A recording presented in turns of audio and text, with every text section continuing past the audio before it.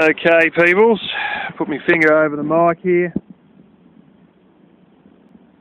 When I get this flowing, it seems to be all right, but I've had a hell of a lot of airlock problems with this.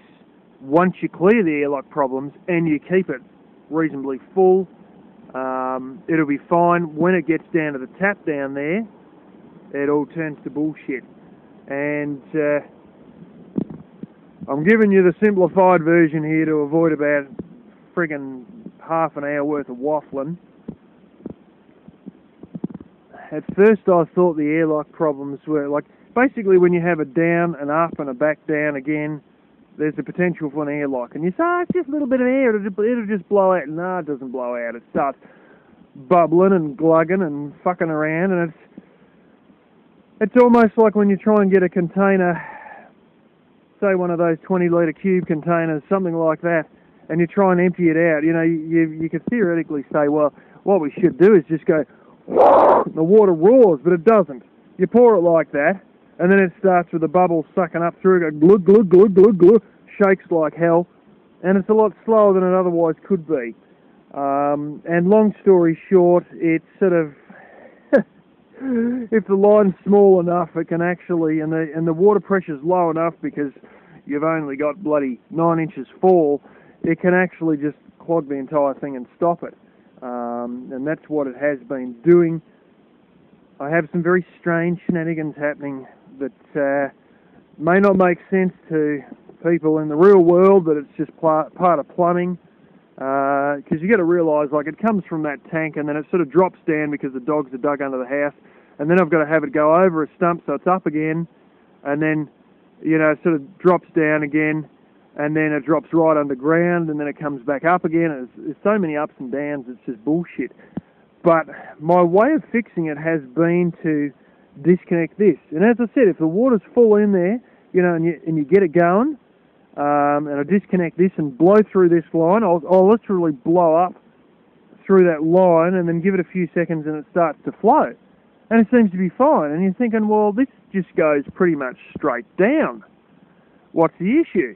And I thought, oh, it doesn't quite go straight down, so I pushed it off I had basically no slack, but I managed to push it off the concrete pad there. And then I thought, well, maybe this humps a bit, so I dug this out a little bit, and I shit you not, I had a strange shenanigan at about 12:30 last night.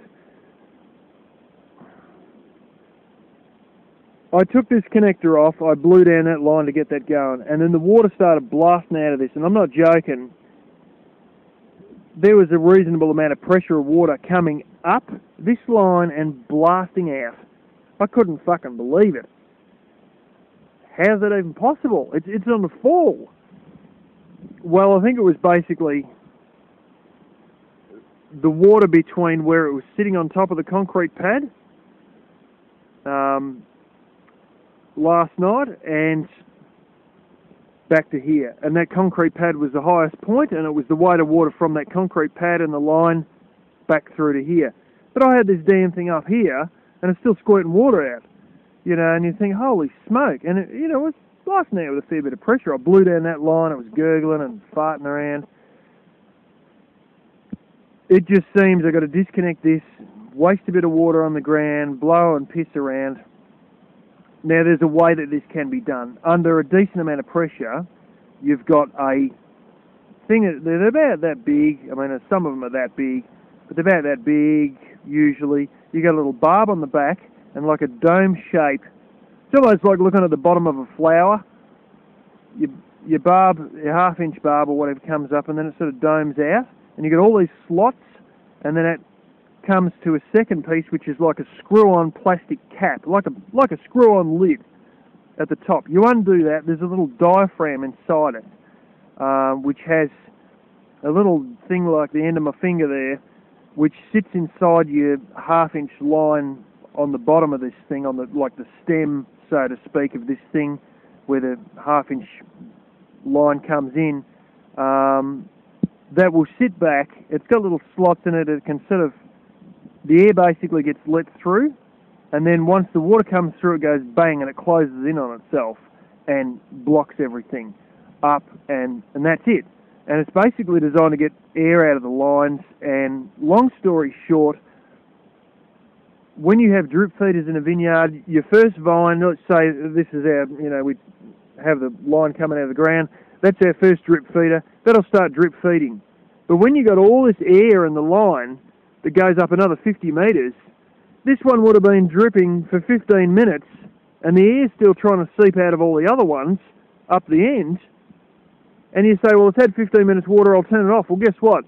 The water only got to those ones 50 metres away for friggin' 10 seconds, and then you've turned it off with 10 seconds of watering. So they put these things in to let the air out of the line, and they put them all basically at the end, and then it just hisses like hell, and then bang, slams shut. And you can stand behind it and beside it and hear it hissing like shit, and then all of a sudden, and it'll just sort of stop, and then bang, and all the water will start dripping out of the very last drip feeder and all that without a problem. Now, that sounds great. Trouble is they don't work under unless they're under pressure. And the fact of the matter is that I saw a situation where there was a blown connector and they couldn't build up enough pressure in the line, and then the whole bunch of these were leaking. And I mean, boss couldn't believe it, and he said, well, there must be at least 1 in 5 that isn't dirty, because they get bugs inside. Spiders crawl in there, earwigs crawl in there. We were pumping out a river, there's a little bit of mud that sort of ended up in the system that'll clog in there. And so you have to wash these diaphragms out. And he said, well, there's going to be at least 1 in 5 that are clean. How come all these are leaking? Turned out it was a blown connector. It was pissing water all over the driveway. But these need pressure to operate. I don't really have pressure. No, I don't have any pressure at all. But there's a way out of it. There's an old stunt they do with wood stoves. And those of you who own wood stoves will know about this, where you have connected to your hot water tank or something, I think it is, or off your outline from your hot water box inside your wood stove, somewhere there anyway, you have basically a T-piece that then goes to a big upright pipe, and this pipe will just like sit up right up above the height of your house, and that's designed for thermal expansion, not to affect the not to cause too much pressure in the little copper box that's in your wood stove. I could do the same thing and basically get a T-piece, and I might change around some of these connectors and whatever, and basically have a T-piece here that stands about 6 foot. All it's got to do is just be higher than both of these little tanks. And the highest one would be the 60-litre one around the corner that I was just showing. Realistically, I'll probably just go about 6 foot. I'll just mark it to the height of myself, and that should be about right. Might go 7 foot. And then, instead of having one of these things which are, I don't even know what they're called, with the diaphragms that needs pressure to shut off with the water to let the air out,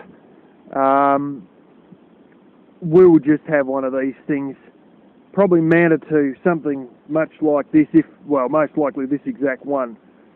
I might need to fix a bit, but anyway, that's the plan, and that should work just so long as the top of it is higher than the top of this, in order to let the air out of the lines and let things flow. And I think that's a real issue. And the way I'm seeing it at the moment, that black line is pretty much non-stop downhill, and it may have a little couple of humps before you get to the concrete pad, but after the concrete pad it's pretty much downhill. So there shouldn't be a problem, but there is, and that is the way I intend to fix it. It's almost like having a little tank or a bathtub, and you run water into the bathtub, and then you've got a connector at the other end of the bathtub that takes the water out, and it just releases any air out of the system. Well, you don't need that. All you really need is this T-piece and this line that sits up, and it'll release any air out of the system. And sure, it'll fill up with a little bit of water in the first foot or so, but that's why it's going to be 6 or 7 foot tall. Get the air out of the dam system, and it seems to be that this is probably the best spot because this seems to be where it all chokes up. If I disconnect this and give it a blow, you know, it'll flow without a problem, but then it's going to give us shit here. So there's just so much bloody line and air just getting in the way of everything. And surprisingly, from here back, it seems to not really have a problem with airlocks, regardless of all that shenanigans of all the ups and downs under the house, back out, back down, under the ground again and back up. Seems to all be pretty good there.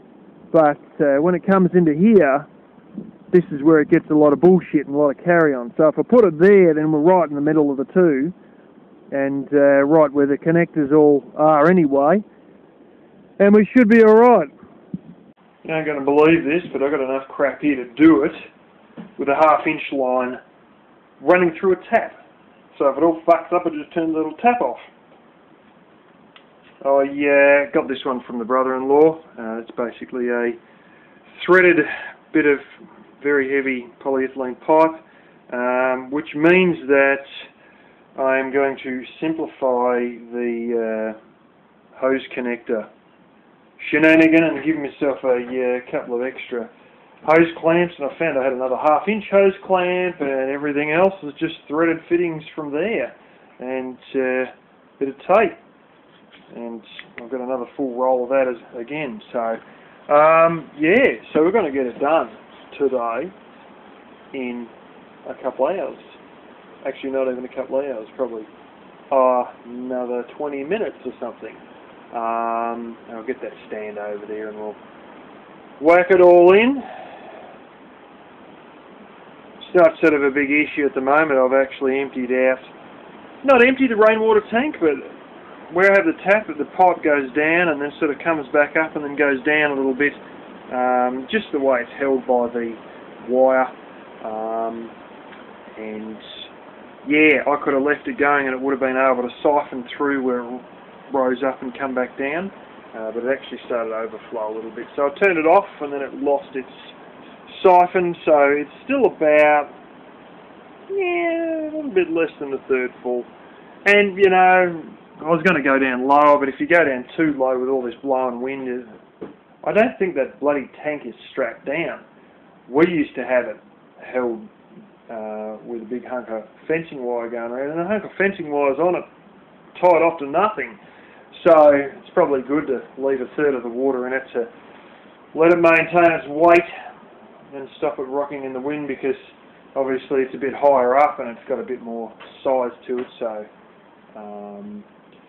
yeah, if you emptied it right to the bottom, it might actually rock or something. It probably wouldn't, but anyway, it doesn't really matter, because that gives me 2/3 of a tank that can be filled before I turn the thing back on. I could lower that hose just by lengthening the bit of wire and empty more out, but it doesn't really matter anyway.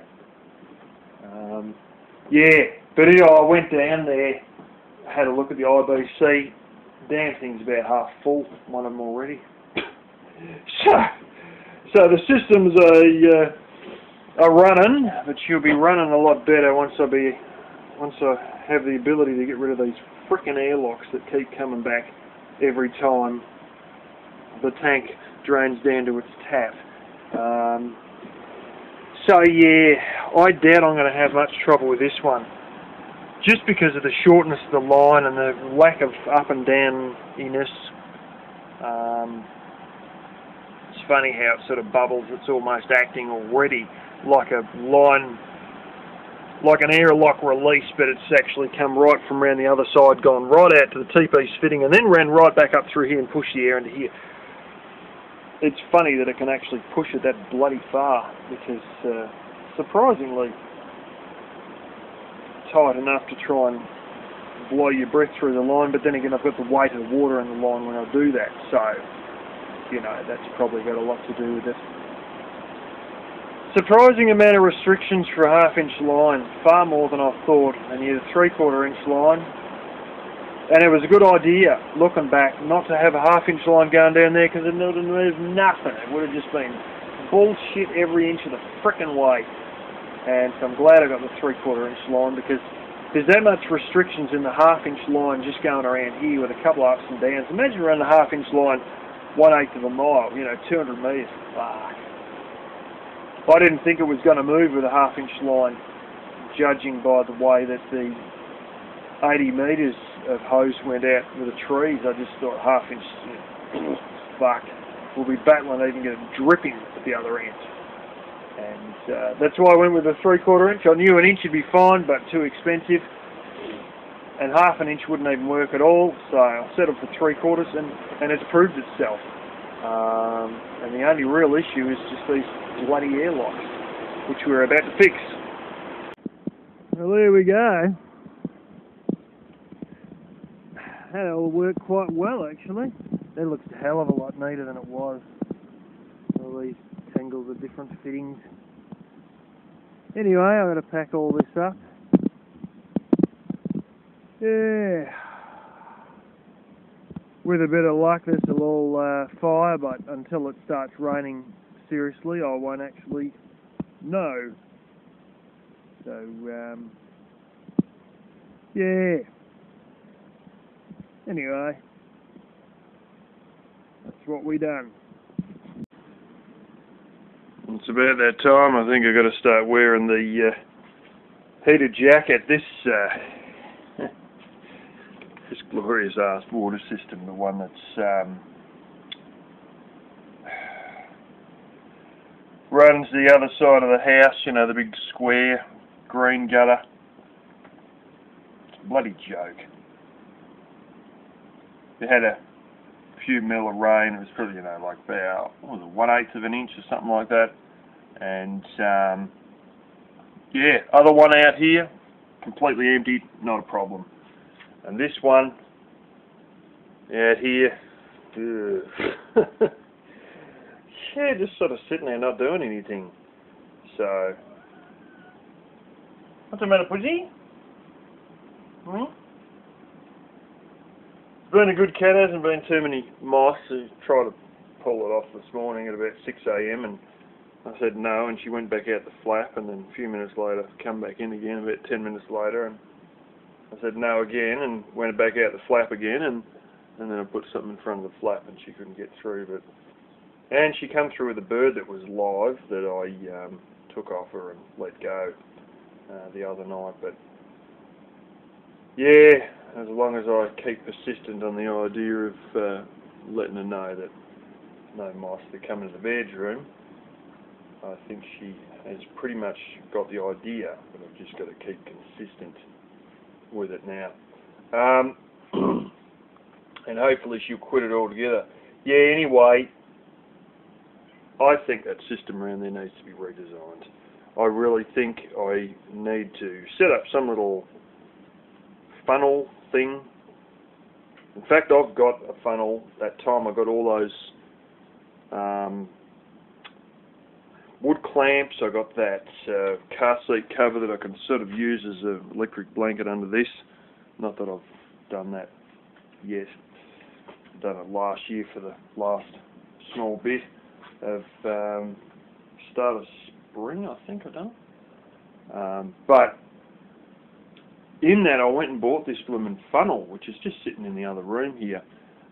Still in the packet, never even taken out of the packet. It's a fuel funnel. It only cost me like, it was $1.50 or something like that. And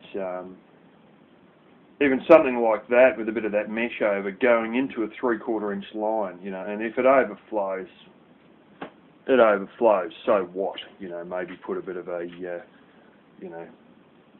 well, leave the bricks on the ground that are already there to stop it washing out, but if it overflows, so what? And have it running into a 3/4 inch line, I'll probably just have to buy another 50 metres or something. And extend use some more bricks or whatever, another bit of, well, maybe even the bit of mesh I've got protecting the thing around there, to basically bring that little 60-litre plastic drum around this side and sit it beside the other one. I don't want to sit it in front of the other one, although I could, because that's where I like to split my wood. But if I could sit it beside it, that's where the line comes out. And all I've got to do is basically just cut the line probably where it goes over that stump, and then, you know, recut it or whatever where it goes in again. And basically just make the tank here with a 3/4 inch line running downhill the whole time from that side to this side. And I sort of look at all this, and it's sort of not going to be that hard to do it, because I've got an entire front wall here, obviously.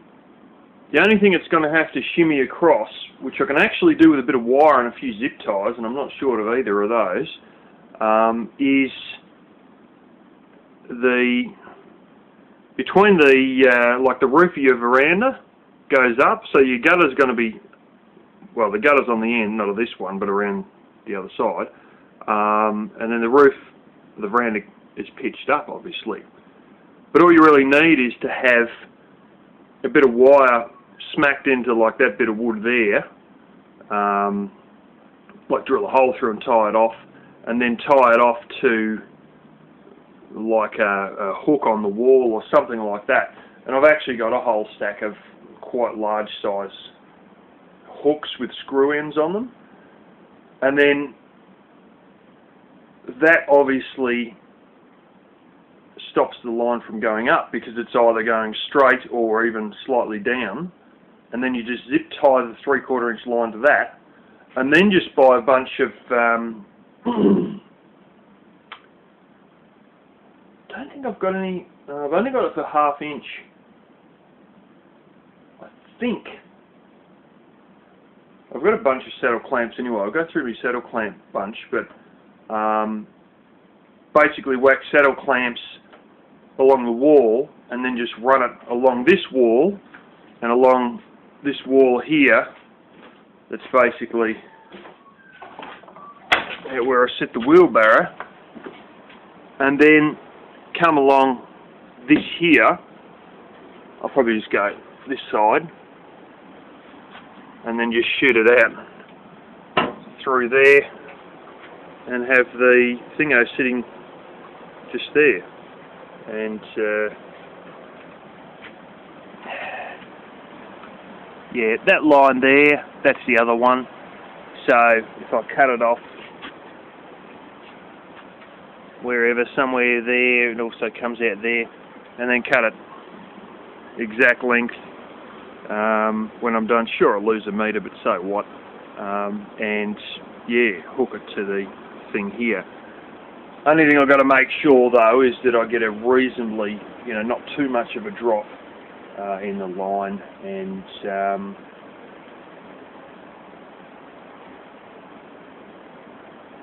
I really get stuffed. I've got all this too. I could just come down one of these, go across this, and then down to here. But that's probably, yeah, it's probably too high. Anyway, one of these things that I would love it if I had a laser level that works well. I've got a laser level. It's a pain in the fucking ass. Stupid thing. It's a Lufkin. It's one of these ones that just sort of hangs and gives you a horizontal line or a vertical line, or actually both, like crosshair, you know, like a giant plus sign. The only trouble with it all is it's one of these ones that just dangles, and it doesn't really dangle straight. And I've seen 3/8 of an inch difference between one side of my bathroom door and the other. In other words, it's just fucking useless. The worst part about it is, it's not a cheap brand. It's a Lufkin, which is one of the bloody professional manufacturers of these things, and the thing's a piece of shit. So anyway, I'm going to have to sort of just make do with the old spirit level, but I think that's one of the ones that I probably should do. And that riser thing I've got out there, you might just about negate the need for the damn thing altogether. I'll probably keep it anyway, but you know, it sort of won't absolutely definitely need it. I think it needs it anyway, just because of the length of the line and the air that's sort of already sitting in the 19mm line that goes 200 metres. You know, it's sort of got to, you know, if it's got to battle any air, it should have a point to come out. And you're better to have that riser with a point coming out than not, because if there is any airlock battles, well, it's got a place for the air to disappear to. But having said that, you know, most of the troubles will just evaporate so long as I'll put in another line to stop all this up and down business. Because, you know, I went out there, the 3mm rain, it's been, you know, bloody hours and hours and hours. I mean, like more than frickin' 4 hours since it rained, probably 5 hours since it rained. And I go out there, and the bloody thing's like, it hasn't emptied a drip out of this corner one. I just thought, this is bullshit. So, yeah, eventually we've got to do something about it.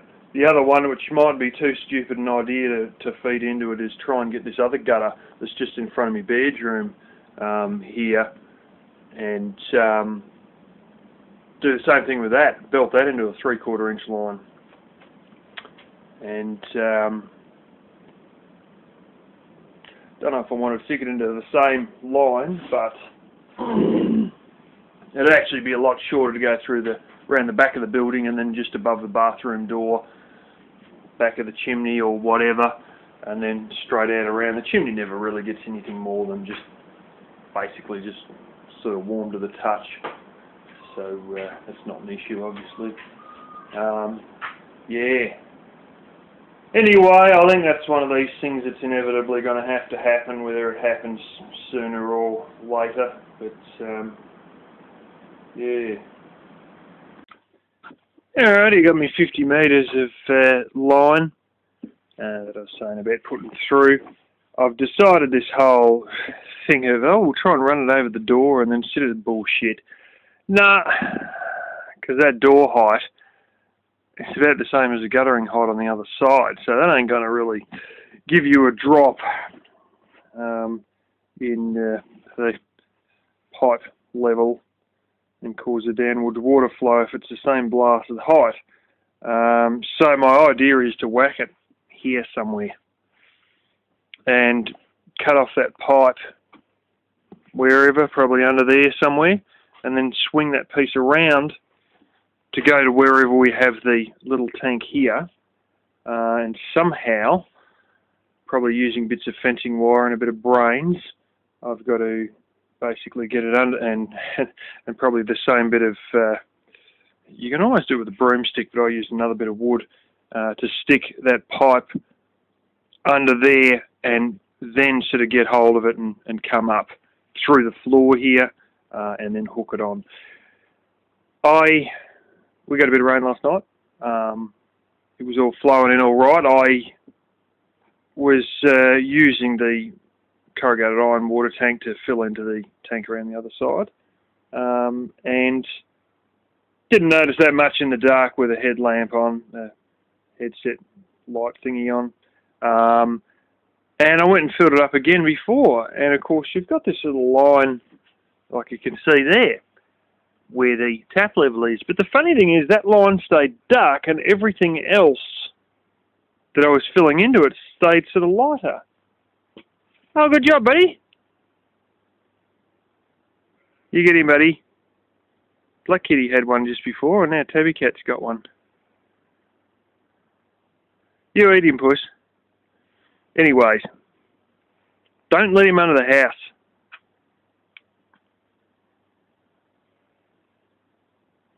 Thing. Keep your mind on the game, bud. Anyways, yeah, that's for real. It appears some of those bits on the filter there are visible, and it's a very fine mesh. Very fine mesh. Doesn't stop the even finer stuff from getting through, so a lot of this might be dirt literally blown on to the roof, or just pine fragments that are smaller than the others. I can't quite believe it, but yeah, that might not be helping the flow in the line. Not saying it to block the line, because it's fine enough that it's not chunky, but all the same, I don't really feel like getting it in the system either. It's quite a bit worse with the other one, because the other tank, it looks as though it's filled, like it's a bigger drum. I should really call them drums because they're not exactly tanks, but that, you know, is sitting up sort of nearly 2 inches high with the other one. It's up to the level of the tap, but the other one's a bigger drum, so, and what I can see, it seems as though there's a lot more of it. And, you know, I must admit that, like, the wind always blows from that direction to this direction. So the first roof that's going to cop all the shit, because the cypress trees are on that side is going to cop far more shit than this side, because there's a blooming gable in between it. And so this isn't going to get that much at all. But still, it's got some regardless. And there's just even more around the other side. You might wonder how the hell I'm going to fix this. There is a way, and it can be done with big bits of pipe. It involves sort of sucking up it like a straw, holding the tension, and then just sort of dropping it. And I can do it with that 1/2 inch vinyl line I've got, where you sort of suck up. You don't suck it up to the point you're choking on it, but you suck it up the line to a certain height, hold your breath, move it across, or just get it outside, and then just take your lips off it or whatever, goes down. Stick it over, suck up again, boom, goes down. And you can empty all that out without needing any fandangle thing, without trying to play around with sponges, without even taking it out of the cage. And it's an old trick. So I might be trying that. I've got another bunch of crap I've got to do for the welfare office. I'm going to be tied up a lot with them this week, so it's but anyway, I'll have a go at doing that. I'll just wait till the other side empties out, and I might go and wash that while I've got it off. And the other one's got a whole stack of stuff on it, which has got to be washed off. With the other one, though, I can actually just undo a little bit of wire and swing the mesh out of the way and walk right into it, which is a little bit easier.